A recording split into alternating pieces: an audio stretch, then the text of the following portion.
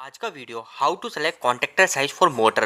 दोस्तों हम मोटर के लिए जो कॉन्टेक्टर उपयोग में लेते हैं हम मेनली ये कॉन्टेक्टर को उपयोग में लेते हैं। तो जो हमारे स्टार डेल्टा स्टार्टर आपने देखे होंगे उसके अंदर तीन टाइप के कॉन्टेक्टर लगते हैं। एक मैन कॉन्टेक्टर लगता है, एक स्टार कॉन्टेक्टर लगता है और एक डेल्टा कॉन्टेक्टर लगता है। तीन कॉन्टेक्टर लगता है। तो इन तीनों की साइज कैसे निकालेंगे, इसके अलावा मैंने एक और कॉन्टेक्टर की साइज के लिए बताया जो है ड्यूल स्टार्टर।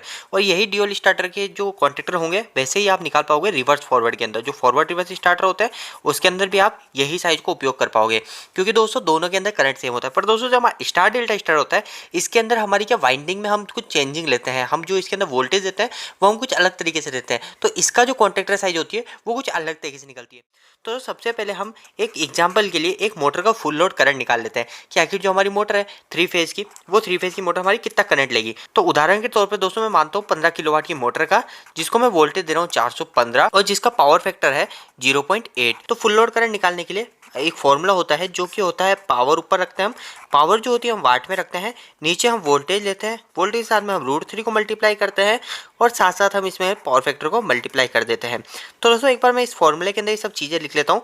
तो 15 किलोवाट को अगर मैं वाट में कन्वर्ट करूँगा तो 15 इंटू 1000 हो जाएगा, जो कि 15000 हो जाएगा।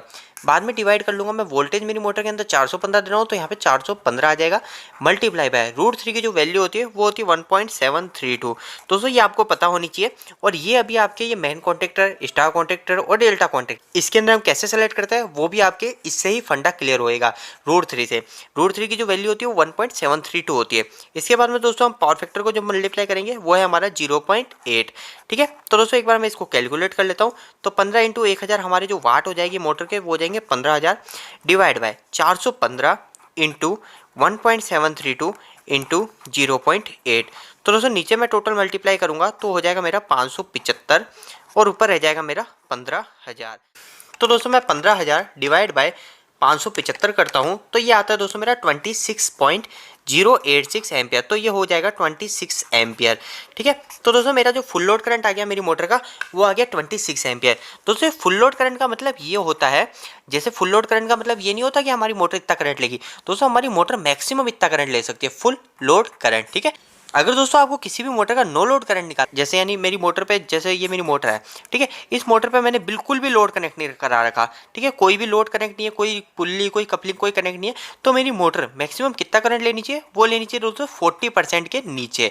ठीक है, तो जो भी फुल लोड करंट है इसके अंदर अगर आप मल्टीप्लाई कर दोगे 40% का तो ये हमारा नो लोड करंट आ जाएगा। पर अभी दोस्तों हमको फुल लोड करंट की आवश्यकता थी जो कि आ गया हमारा 26 एम्पियर। तो मैं यहाँ पे लिख देता हूँ 26 एम्पियर मोटर का है हमारा फुल लोड करंट। सबसे पहले दोस्तों ड्यूल स्टार्टर की बात करें तो ड्यूल स्टार्टर के अंदर जितना भी हमारा फुल लोड करंट है उस फुल लोड करंट का ही हम कॉन्टेक्टर को उपयोग में लेते हैं। पर दोस्तों चेंजिंग हमारा मेन, स्टार और डेल्टा कॉन्टेक्टर में आती है। ड्यूल स्टार्टर हो गया, रिवर्स फॉरवर्ड स्टार्ट हो गया, जितना भी हमारा फुल लोड करंट आ रहा है ना उसी साइज का जो हमारे पास मार्केट में अवेलेबल है कॉन्टेक्टर, उस साइज का हम उपयोग में ले सकते हैं। अगर 26 एम्पियर का अवेलेबल नहीं है तो इसके ऊपर जिस साइज का अवेलेबल है, 30 एम्पियर अवेलेबल है तो आप वो लगा सकते हो। तो एक और चीज बताऊं डेल्टा कॉन्टेक्टर के लिए या फिर रिवर्स फॉरवर्ड स्टार्टर के लिए, तो हमारे जितने भी कॉन्टेक्टर होते हैं ना उस कॉन्टेक्टर के ऊपर ही लिखा होता है कि वो कितने किलोवाट की मोटर पे लगेगा। जैसे 15 किलोवाट की मोटर पे लगेगा, 20 किलोवाट की मोटर पे लगेगा, उसके ऊपर मैं आपको कॉन्टेक्टर लाके प्रैक्टिकल दिखाऊंगा जिससे आपको और अच्छे से बेहतर समझ आ जाएगा। पर दोस्तों हमारी दिक्कत आती है मेन कॉन्टेक्टर, स्टार कॉन्टेक्टर में, डेल्टा कॉन्टेक्टर में। तो दोस्तों स्टार कॉन्टेक्टर की सबसे पहले बात करें, इसके अंदर क्या करते हैं दोस्तों आपको ये भी पता होना चाहिए। स्टार कॉन्टेक्टर के अंदर हमारी जो मोटर होती है ना दोस्तों, हमारी जो मोटर होती है, जैसे हमारी जो भी 3 फेज मोटर है उसको हम क्या स्टार्टिंग में कम करंट ले, यानी स्टार्टिंग में हमारी मोटर अगर कम करंट लेगी तो उससे हमको बहुत बेनिफिट होते हैं। वो बेनिफिट के ऊपर मैंने एक पहले ही वीडियो बना रखा है, आप ऊपर आई करके बटन में देखिएगा। तो दोस्तों हमारी मोटर जब स्टार्ट में चल रही होती है, तो स्टार में चल रही होती है, तो अगर आपको उसका स्टार कॉन्टेक्टर की साइज को निकालना है तो उस समय हमारी मोटर जो होती है वो करंट कम लेती है।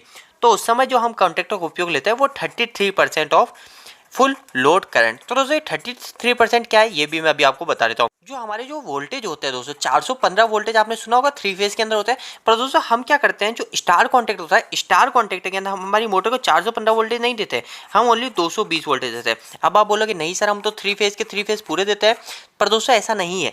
हम क्या करते हैं, हमारी जो वाइंडिंग होती है, हमारी जो भी वाइंडिंग होती है उस वाइंडिंग को ओनली 220 वोल्टेज ही देते हैं एक वाइंडिंग को। जैसे हमारी ये मोटर है, ये मोटर 3 फेज की, अब मैं आपको इसको समझा भी देता हूँ जिससे आपको अच्छे से क्लियर हो जाएगा। ये हमारी 3 फेज की मोटर है, तो आपने देखा होगा हमारे 6 पॉइंट निकले होते हैं जो मोटर की नेम प्लेट होती है, हमारे 1 2 3 4 5 6 ऐसे 6 पॉइंट होते हैं ना, 6 पॉइंट होते हैं। तो हम क्या करते हैं, इधर के तीनों को शॉर्ट कर देते हैं और इधर आर वाई भी दे देते हैं। तो हमने क्या करा, एक वाइंडिंग के अंदर ओनली 220 वोल्टेज दिया है।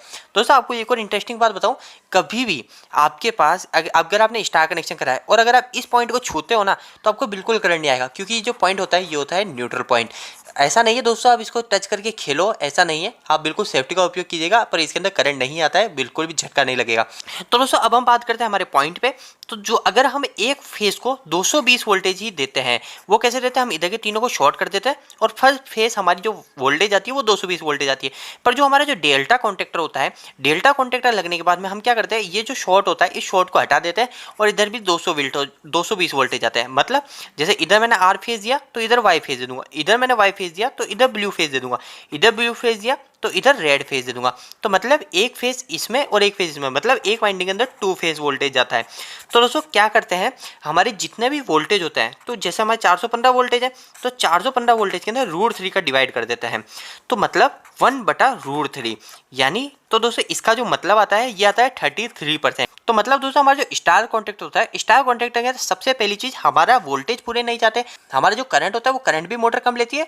इस कारण से दोस्तों कॉन्टेक्टर को सिलेक्ट करते हैं, वो करते हैं 33% इंटू फुल लोड करंट जो हमारा 26। तो दोस्तों इसका जो आंसर आएगा तो 26 इंटू 33%। तो हमको जो कॉन्टेक्टर उपयोग में लेना है वो 8 एम्पियर के ऊपर का लेना है, 8.5 एम्पियर, मतलब 9 एम्पियर के ऊपर का जो कॉन्टेक्टर मार्केट में अवेलेबल है वो हमको लगाना है। अब दोस्तों हमारे जो डेल्टा कॉन्टेक्टर और जो मेन कॉन्टेक्ट होता है इसके अंदर बिल्कुल सेम कॉन्टेक्टर उपयोग में लेते हैं, जो लेते हैं दोस्तों हम 58% कॉन्टेक्टर है, यानी जो हमारा जो फुल लोड करंट होता है उसका 58%। तो दोस्तों ऐसा क्यों लेते हैं वो भी मैं आपको बता देता हूँ। दोस्तों आपने कभी आपकी जो मोटर होती है उस मोटर का आपने कभी करंट नोट करा है तो आप कैसे करते हो, जैसे हमारी जो कोई मोटर है जो स्टार डेल्टा में चल रही होती है, तो स्टार डेल्टा के अंदर हमारी जो मीटर होता है उस मीटर के अंदर हमारे 6 वायर आर होते हैं। तो हम क्या करते हैं, किसी भी आर फेज में लगा देते हैं और जैसे अगर 10 एम्पियर करंट आए तो 10 इंटू 1.732 करते हैं।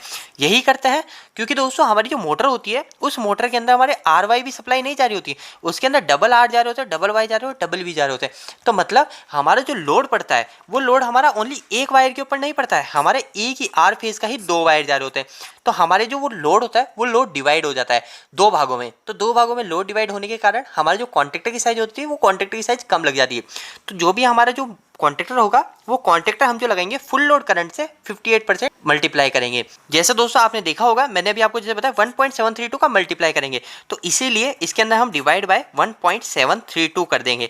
तो दोस्तों अगर हम किसी भी मोटर का कॉन्टेक्टर अगर मेन और डेल्टा कॉन्टेक्टर निकालना होगा तो हम 58 से फुल लोड करंट को मल्टीप्लाई कर दोगे। तो दोस्तों अभी जैसे हमारे पास 26 एम्पियर आए फुल लोड करंट, 26 इंटू 58%। तो दोस्तों हमारे जो कॉन्टेक्टर को लगाएंगे हम 15 एम्पियर के ऊपर का लगाएंगे, दोनों के अंदर, मेन और डेल्टा के अंदर। दोस्तों उम्मीद है कि आपको इस छोटे से वीडियो के अंदर बहुत अच्छी जानकारी मिली होगी। अगर वीडियो अच्छा लगा हो तो दोस्तों वीडियो को एक लाइक जरूर कीजिएगा। अगर आपका कोई भी सवाल इस वीडियो के प्रति रह गया हो तो आप मुझे नीचे कमेंट बॉक्स में कमेंट करके पूछ सकते हैं। इलेक्ट्रिकल की वीडियोस अगर आप हिंदी में देखना पसंद करते हैं आज ही इस चैनल को सब्सक्राइब कर लीजिए। आज के लिए इतना ही, धन्यवाद।